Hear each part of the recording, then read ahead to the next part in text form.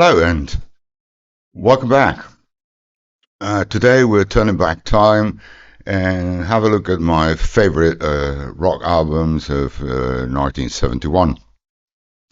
It's a ranking list. I'll start by number 10 and end by number 1. And let's see what you got to say about it, which ones would you leave out, and which ones would you add to this list.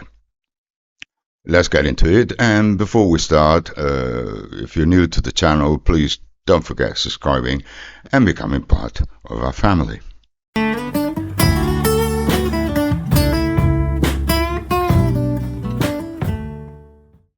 Number 10. King Crimson, Islands. I know many King Crimson fans do not highly regard this album and prefer In the Court of the Crimson King or other early albums, but I've got a soft spot for Islands. I've always loved this record because it's a combination of classical music, rock music, improvisation, jazz, all genres combined. It's got superb melodies, fantastic rock anthems, and everything in just one album. Probably the best sounding copy is the UK Island, the first pressing, but that goes for very big money, and it's difficult to find a quiet one, right? And an album with not many ticks and pops, because it's got very low passages, very quiet passages, right? And you need a good sounding copy, right? This one is a German Polydor that I bought because it was in great condition, and it sounds good, and there are hardly any imperfections. I would also advise you to get, at least I liked it a lot, the Steven Wilson remix. Right? It sounds great. It's a different take, but even though it comes from a digital source, I think it's still worth the money. Number 9, Kinks, Maxwell Hillbillies. This is, together with Greenwich Village and Something Else, my favorite Kinks album. The songs here are absolutely amazing. Not a single filler. And this is Ray Davies probably at his peak, right? At his creative peak. It was the first album they recorded in America, RCA. The sound, as we all know, is not very good, so I wouldn't bother spending too much money, right, on a copy. Just find an original first pressing, and that'll be it. Mine is a US first pressing, and the US first pressing is a Dynaflex. Here is the inner sleeve, and I think that this is the thinnest record I've got. Right? Sometimes I just can't believe how these album doesn't warp. It must be about 80 grams, you know. But anyway, it sounds good for what it is, of what the album is. People in Grey, 20th Century Man, Holiday, Alcohol, Complicated Life, classic Kings. The UK first pressing is also reputed to be good sounded. I've never heard it, but I would stay away from the 2022, I think, remaster, because yes, it's clearer, it's not that muddy, but to the detriment of loudness and compression, I would stay away from it. Number 8, Mr. David Bowie, Hunky Dory. This is the first of David Bowie's classics, probably. You got Rick Wakeman on piano. Fantastic songs here, not a single filler. Pretty Things, Changes, Live from Mars, some for Bob Dylan, etc. One of my favorite Bowie's album, and you need one of these in your collection.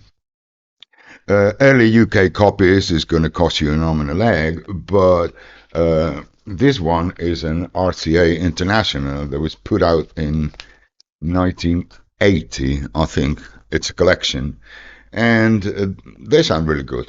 This is the UK RCA International, and it's in near mint condition and good enough for me because I'm not going to spend hundreds on the Holy Grail, right? On the UK first pressing. Next one, Yes, Fragile. This is classic. Yes, the one that came after the Yes album. I'm not. If you follow my channel, I'm not really a Yes head, right? A Yes fan. I like the Yes album, Time and a Word, this one, and Close to the Edge. And I think that's just about it, right? But I found this one incredibly good.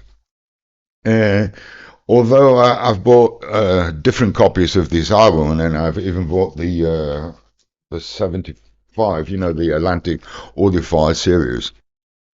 I still believe that this copy, which is the US Pyros, right, the first US pressing, is the best I've heard for presence, for dynamics, and is my favorite sounding copy by far and large.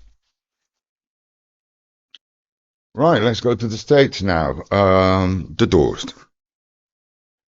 LA Woman, classic Doors. Riders on the Storm, The Changeling, Love Hurt Madly, LA Woman, etc., etc. Right? There's no need. This album needs no introduction. If you haven't got a copy of The Doors, your vinyl collection is incomplete. Early Doors copies in Elektra are very expensive. This is an Alsdorf, a German Alsdorf, which is a company I turn to for inexpensive, good sounding albums, right? Cost me very little, some like in the region of 20 or 25, and I'm perfectly happy with the sound. Of course, there are better copies around, but the important thing here is that you need a copy of this in your collection. Next one, Led Zeppelin.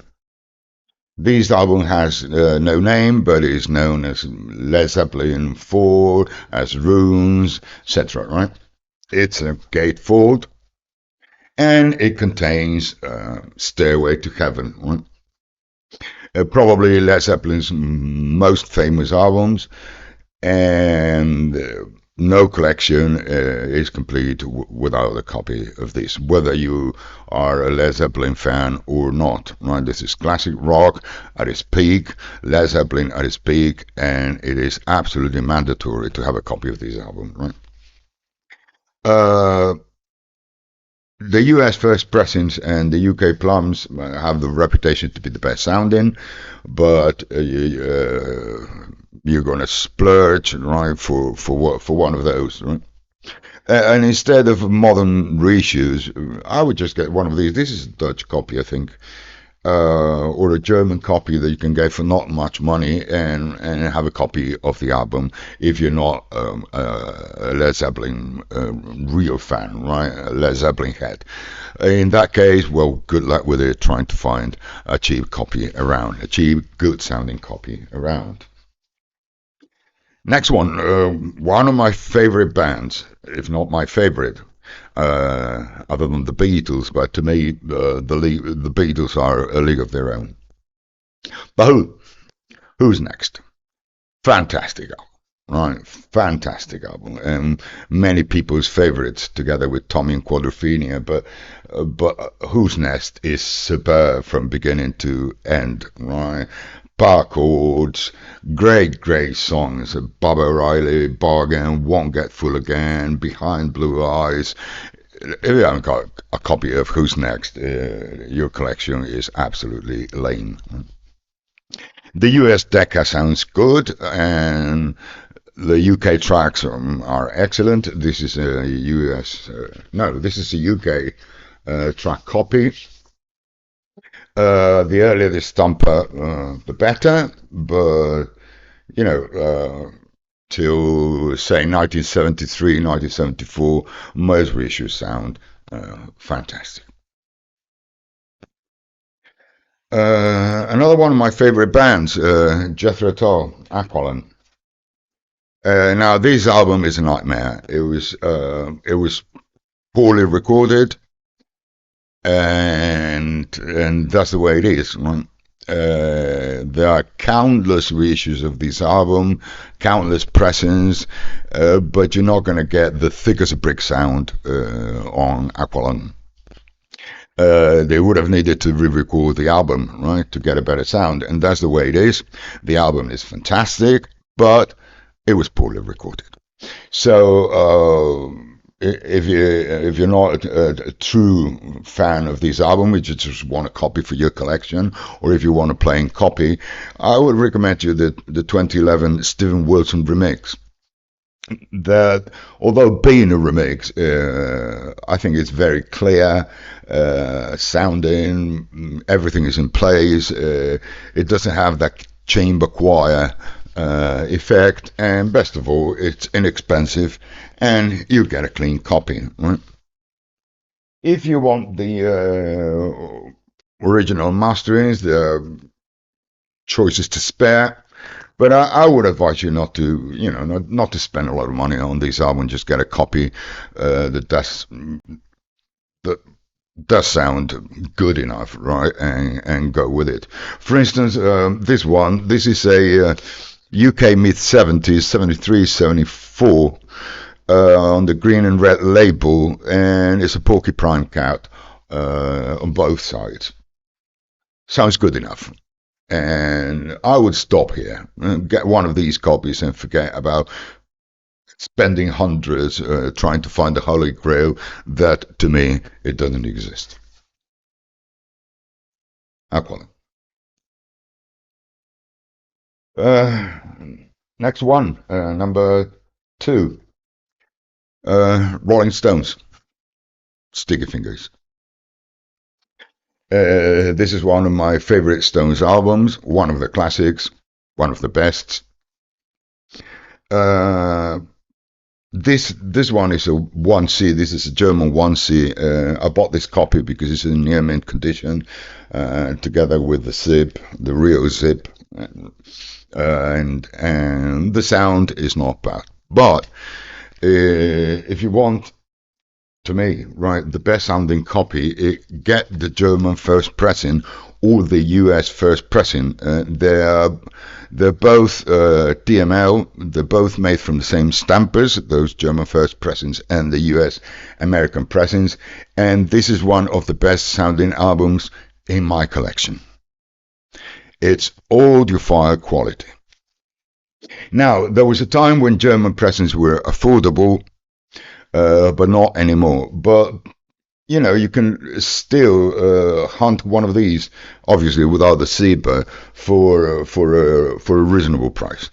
I would just get one of these because this is the best the album can sound, and then for collection purposes, just try and get a cheap copy to get the whole paraphernalia, the memorabilia. And my favorite album of 1971 is Pink Floyd's Metal. This, together with Animals, is my favorite Pink Floyd's album. I'm a sucker for One of These Days and Metal. I love every song on this album. I think that it was hugely creative. It just set the tone for a band that was later to become one of the best bands on earth.